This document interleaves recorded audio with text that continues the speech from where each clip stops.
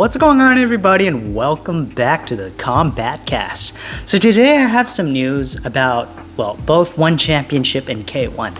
I came across an article, about an interview with One Championship CEO Chatri Sityodtong.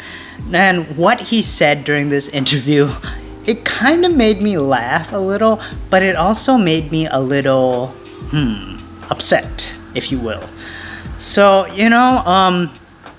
I've been a One Championship fan since 2019, but in the past 4 years, my, shall we say, relationship with both One Championship and its CEO, Chatri Sityodtong, has definitely devolved into a love-hate relationship, because I depend on One Championship to make content as well as to, put together these entertaining fights, whether it's MMA, whether it's Muay Thai, whether it's kickboxing.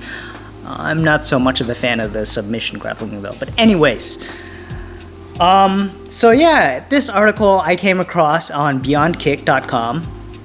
And the headline: Chatri Sityodtong shoots down K-1 co-promotion. Quote, "It's a tiny organization and the level is very low."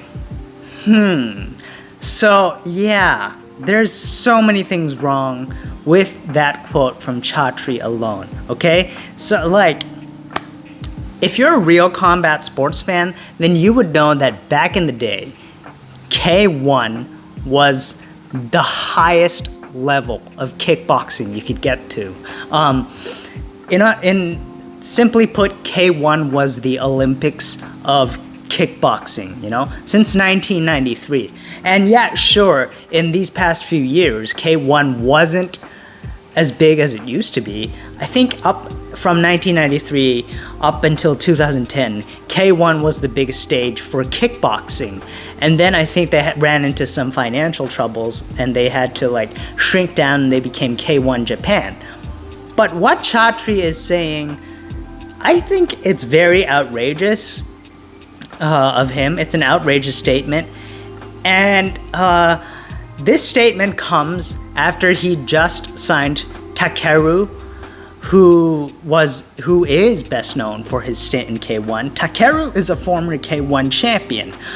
But this is such an insult, So anyways, here's what Chatri, the full quote that the article took from Chatri's interview.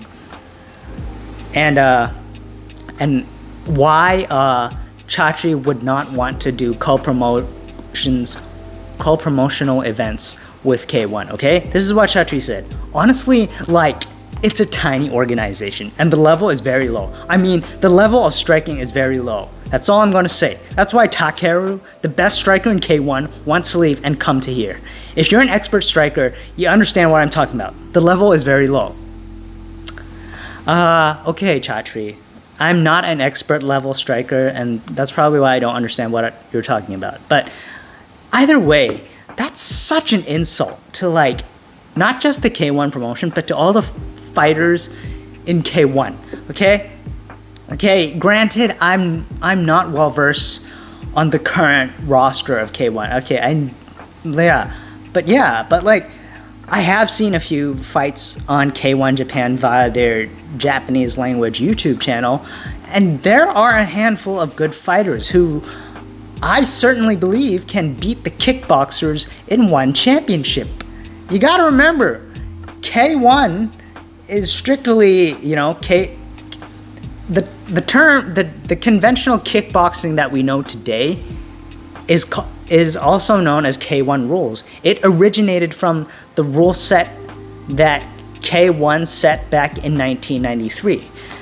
And so for Chatri to say something so outrageous like the level of striking is very low, the organization is tiny, and and it's just man. I'm not a fighter for K-1. I have nothing to gain from K-1, but man, I'm pissed off for K-1 when Chatri goes and spouts some bullshit like this. And Takeru, the best striker in K-1, wants to leave and to come to here. I'm willing to... I'm more inclined to believe that Takeru is leaving K-1 to sign with One Championship because maybe... Have you stopped to think that maybe it's because One Championship is offering him more money than K-1 can offer him? Yeah. Maybe, yeah. And... That's just all I'm going to say about that. And Chatri, but however, the article has said this, okay? Chatri has been vocal about being open to co-promote with the UFC and the UFC only. In an interview with the MMA Hour earlier this year, Chatri talked about other promotions just not being big enough to be in the conversation. Look, again, if you look at the largest players in the combat sports industry, pure facts and figures, forget about marketing, pure facts and figures, the Nielsen Industry Report. If you're a fan and don't know anything, go look at the followers that one has. It's very clear that there are two big giants, one in the East and one in the West. Yeah, Chatri, here's the thing. You may be open to co-promote with the UFC, but Dana White, I can tell you that he is not open to co-promoting, okay? Maybe 10, 20 years ago, he may have been open to co-promote, but now, you don't count on it, buddy. So yeah, and you know, Chatri saying that K-1 being a tiny organization in terms of kickboxing and that the level of striking is very low, that's very rich coming from the guy who runs a organization whose only legit kickboxing division is in the 70 kilogram division, the featherweight division. Okay, your 70 kilogram division is stacked. Okay. No doubt about that. You have Chingiz Alazov, you have Marat Grigorian, you have Superbon, you have City Chai, you have Tawan Chai, you have David Kiria, just to name a few. But other than that, okay, your heavyweight division, it's as thin as toilet paper, okay? Like, and there's such a huge talent gap in between the fighters in the heavyweight division. Not to mention, in the light heavyweight division as well. I don't even know why the light heavyweight kickboxing division is there. It's for heavyweights who just want to cut weight. Yeah, like, because let's be real. Light heavyweight kickboxing champion Roman Kriklia, he belongs in the heavyweight division. I don't even know why One Championship created the light heavyweight kickboxing championship in the first place. You know, all the guys who have challenged for the title, most of them anyways, like Tariq Kababez and Murat Aygun, they've gone on to compete in glory in the heavyweight division. And yeah, they're competing at their more, you know, natural, more comfortable weight class. So yeah, I didn't see the point of the light heavyweight division in the first place. And then there's no middleweight, no welterweight division for kickboxing. And then when you have the lightweight division, dude, it's obviously clear that the lightweight kickboxing division is Rehian Ursul's playground, okay? And the Muay Thai lightweight division is also Rehian Ursul's playground. Like, all the other fighters, they're his sons. That's, yeah, to put it simply. Rehian Ursul is the lightweight division's daddy in one Super Series. Now, yeah, again, the featherweight division, the 70 kilogram / 155 pound division, okay, that's a legit division. And now, when you come to talk about bantamweight and flyweight, and even strawweight, we'll talk about that later. But the bantamweight and Muay Thai divisions, they are not kickboxing divisions, okay? If you take a look at that one Super Series bantamweight and flyweight rosters, you'll see that it's chock full of Muay Thai fighters, okay? Like, bantamweight, the only real kickboxers are, as I said before, probably Pet Fergus and Hiroki Akimoto, okay? The former one kickboxing bantamweight champions. And yeah. And Ilyas Enahachi, I don't know if he's ever going to make his debut. I don't know when he's going to make his debut as a bantamweight kickboxer. He's a former one flyweight kickboxing champion. And then you look at the one flyweight kickboxing division. Superlek is the reigning champion, but he most recently, challenged for the one flyweight Muay Thai championship, although, yeah, he did miss weight by 5 pounds, and it ended up becoming a catchweight fight for, no titles. But yeah, even now, even as I look at, like, the one championship rankings in the one flyweight Super Series division,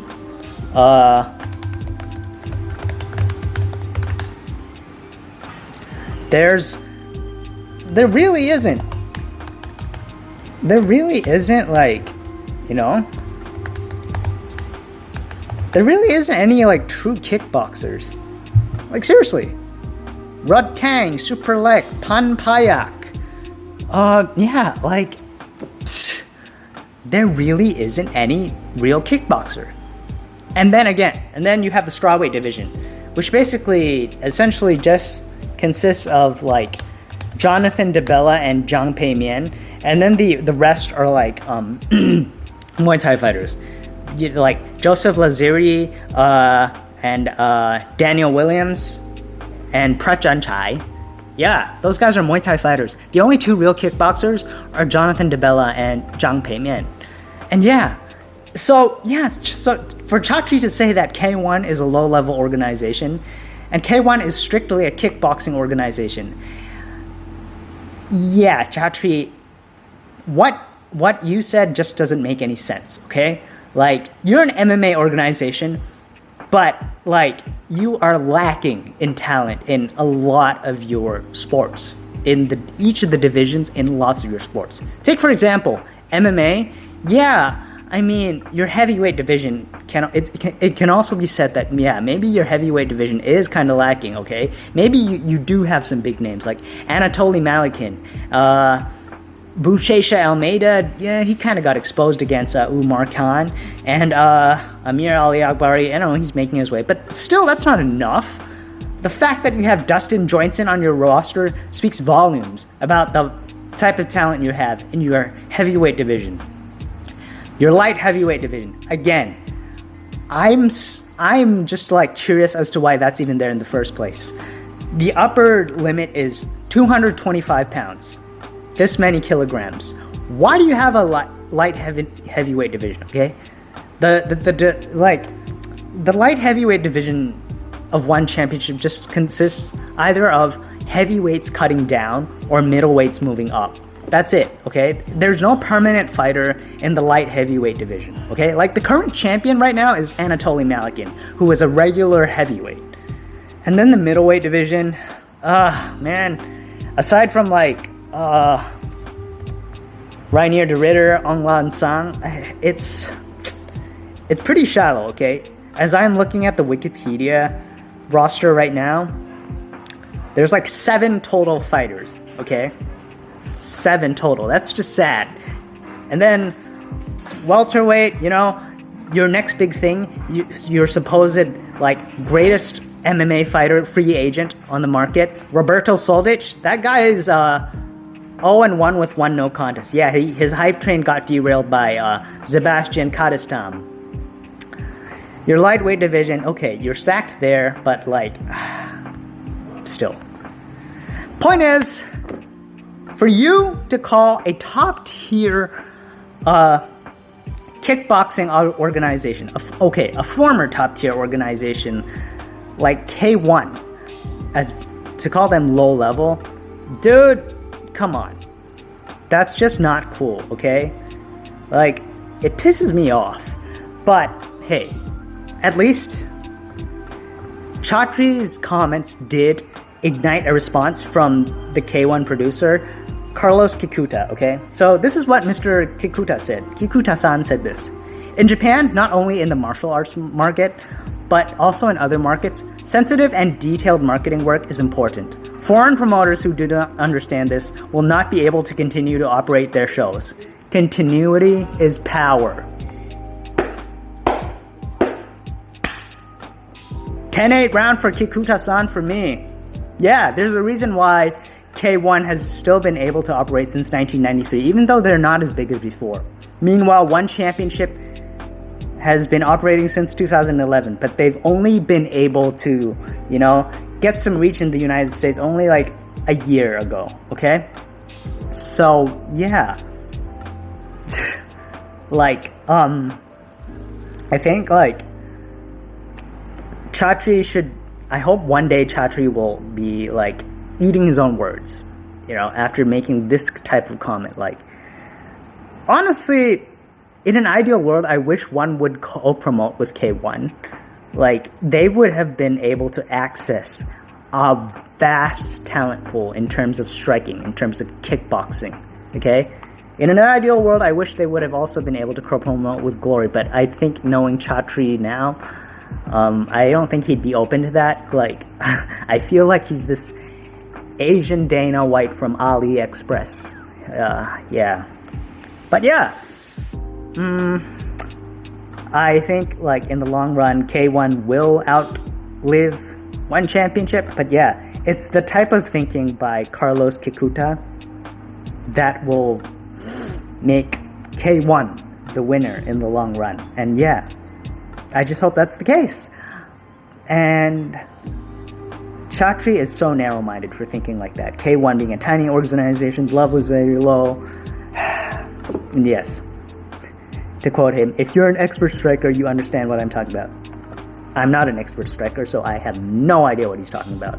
Okay? And I think he's missing out on a great opportunity. So, hey, that's his loss. Okay? And, well, yeah. I guess that's all I have to say about this. Chatri's gonna this probably won't be the last time Chatri's gonna make nonsense bullshit comments. Yeah, those Nielsen ratings, they can only mean so much in the end. But yeah, that's pretty much all I have to say, I guess. God, Chatri is going crazier each day. And yeah, I guess that wraps it up for today's episode. And if you've made it this far, please don't forget to hit like and subscribe. And if you've made it all the way to the end, I wish you all a good morning, good afternoon, and good evening.